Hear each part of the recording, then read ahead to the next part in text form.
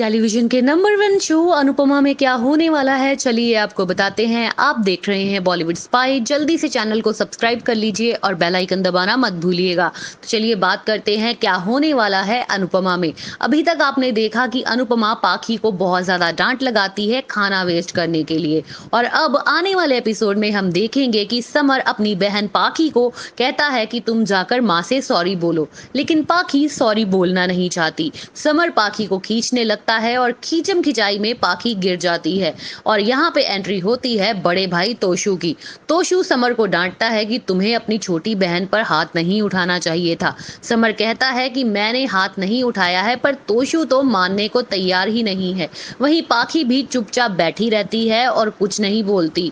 वहीं अनुपमा बहुत उदास है ये देखकर कि घर में ये सब हो क्या रहा है, और फिर सासू माँ आकर उसे समझाती है और कहती है, देख माँ बनी है तो दर्द तो होगा ही। बच्चे बस पैदा होते ही दर्द नहीं देते, साथ में जिंदगी भर का दर्द का ईएमआई लेकर आते हैं।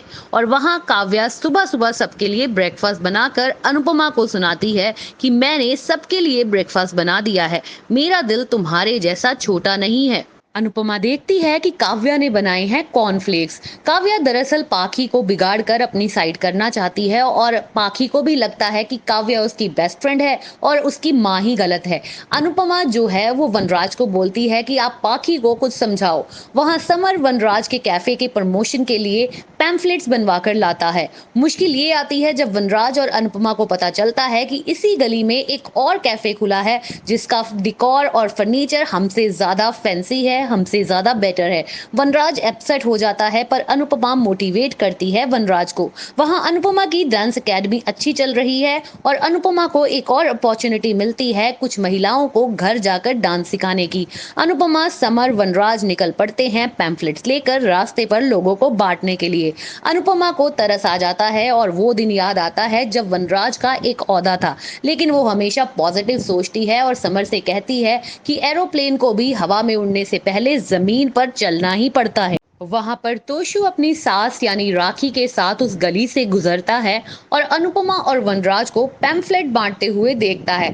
अपनी समधन को ऐसे रास्ते पर देखकर राखी को गुस्सा आता है और बहुत ही ज्यादा इंसल्टिंग भी लगता है। अनुपमा उन्हें भी वनराज के कैफे का पैम्फलेट थमा देती है।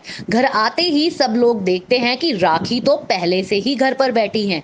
अनुपमा की सास की आदत तो आपको पता है, और वो कहती है कि नागिन तू यहाँ आकर क्या कर रही है। राखी जो है वो वनराज को सड़क छाप कहती है, क्योंकि उसे नहीं पसंद आता कि वो रास्ते पर पैम्फलेट बांट रहे थे। वनराज भी इस बार उसे सुना देता है और कहता है कि तुम्हारी कोचिंग क्लासेस के भी तो वहां पे बोर्ड लगे हैं और उस पर तुम्हारी फोटो भी है। हम तो पैम्फलेट बांटकर घर आ गए, लेकिन तुम्हारी फोटो अभी भी वहां पर लोगों से भीख मांग रही है कि हमारी कोचिंग क्लासेस में एडमिशन लो और हमसे पढ़ाई करो। राखी दबे बोलती है कि मैंने मेरी बेटी गरीब घर में दी थी, भिखारियों के घर में नहीं। जिस पर वनराज कहता है कि हम भिखारी नहीं हैं, हम मेहनत करने वाले लोग हैं। तो इस तरीके से अगला एपिसोड बेहद ज्यादा दिलचस्प रहने वाला है। बहुत सारी इंटरेस्टिंग ट्विस्ट और टर्न्स आपको देखने को मिलेंगे अनुपमा के आने वाले एपिसोड में।